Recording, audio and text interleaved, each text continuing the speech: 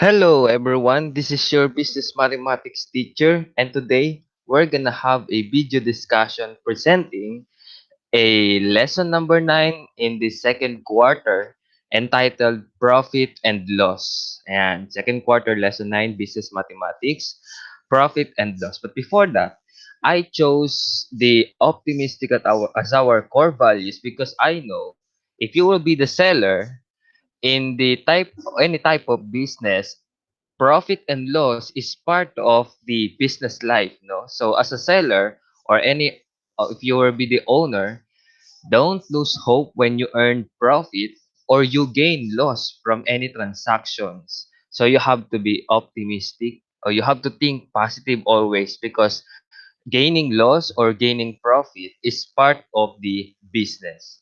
So let's go. Objective: differentiate the profit from loss. B. Calculate profit or loss, either profit or loss percentages. Next. So concept note number 9, continuation lang ng first quarter, profit and loss. So what is profit? What is loss? Profit is the income or gain that we usually gain in a successful business transaction. And it is the amount of money we usually gain when you are paid for more than something that is cost, no? Mas mataas sa cost yung selling price. So that is the profit. Or what about loss? Loss is also a successful business transaction too. But you may receive loss, and loss pertains to the decrease of the income due to the cost. No, it is no benefit, non-profitable, wala kang nakuha, or any sale which is lesser than the actual cost of the product. Meaning mas maliit sa puhunan yung benta mo. Kaya loss or non-profit.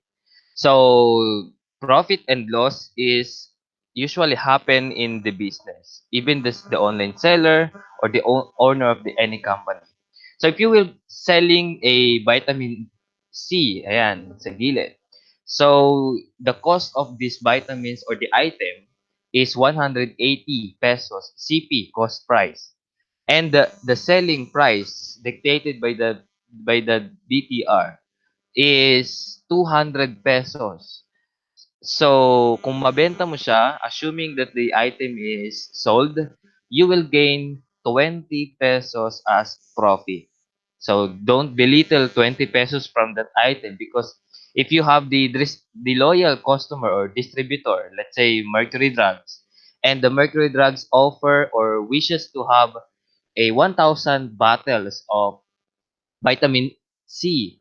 So, from 180 pesos per unit, 200 pesos per unit, so you have 20 pesos per bottle. So, from the order 1,000 bottles of vitamin C, you will gain 20,000, no? Hindi na rin lugi. Malaki na rin ng 20,000. So, that's what I'm trying to point out. So, paano pa kung sa next item, let's say capsule or tablet. So, kanina 20,000 isang item lang 'yun. What about other items pa, no? Siyempre marami mga items 'yan, paracetamol or biogesic. Siyempre kada item meron kang profit na makukuha doon. So, you have to negotiate ng maayos sa mga distributor. So, what is a profit? So profit is usually the difference of selling price and the cost price. So whatever the difference is the profit, and it is usually your yung amount na kikitain mo. Next, if you are looking for the cost price, simply reduce the profit to the selling price, to the given selling price. And if you have the given cost price and profit, just add them to, then you will get the selling price. So let's have an example. If you are trying to sell the vitamin C, so 200 pesos per bottle or per unit. So you gain 20 pesos, no? So you have 180 cost price and you have a profit of 20 pesos. So the percentage of the selling price is 111%. Why?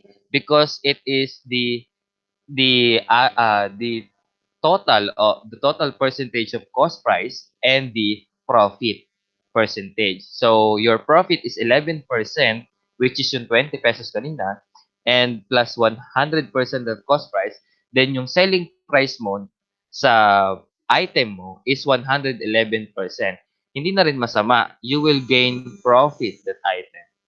Next. And cost and part of profit is simply the selling price. What about the loss?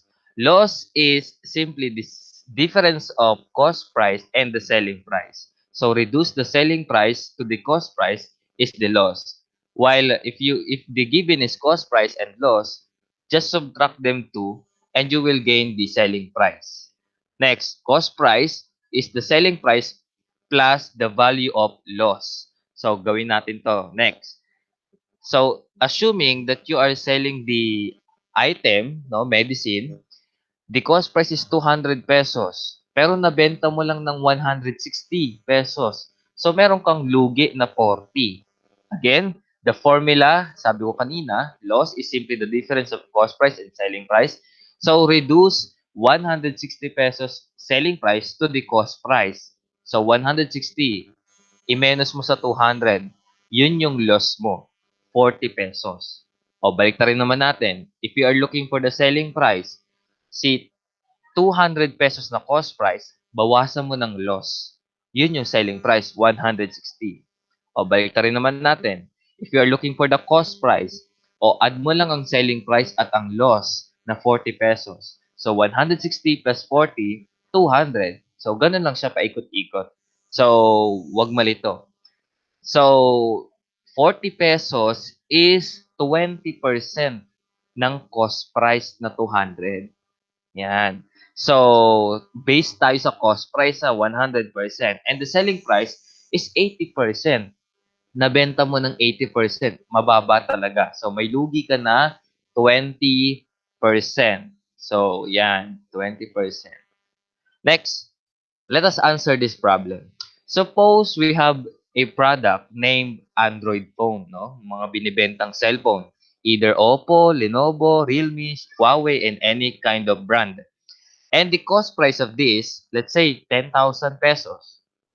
Pero nabenta, no, sa market ng 12,999 pesos. Tumataginting na 13K almost. So, what is the value of profit and also loss, either of the two? And also, we have to look for the percentage of profit and loss. So, let's write the given. First, we have the cost price and selling price. So to gain the profit or to solve for the value of profit, just simply reduce the cost price to the selling price. So we have SP minus CP, then it yields an answer 2,999 pesos. And that is our profit.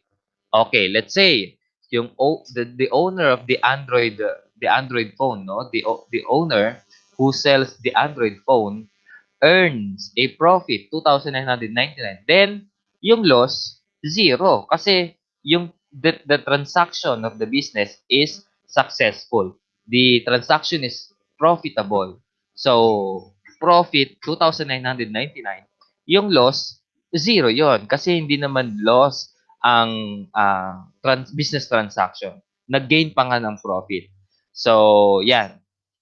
Ayan, 2,999 and loss is 0 pesos. What about profit percentage or loss percentage? How do I get this? So simply the profit percentage is the profit divided by cost price. So our profit is 2,999 divided by 10,000 pesos. So by this formula, we have to look for ilang porsyento ng 10,000 si 2,999.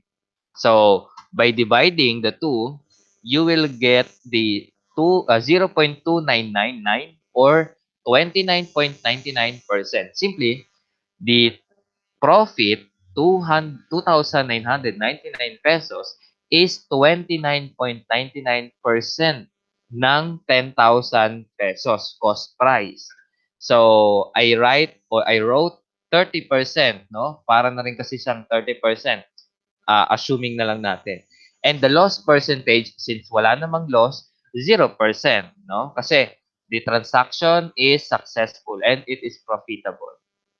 So I hope you learned something to our lesson or video lesson. So we have the exercise. Just answer the questions below briefly and concise. You may choose an idea from the box below. Ayan, we have the brother, sister, achievement, mother, money, reunion, education, debt, bankruptcy, and so on. So my question is, glean from your recent experiences and tell what is this thing you consider as the greatest profit in your life.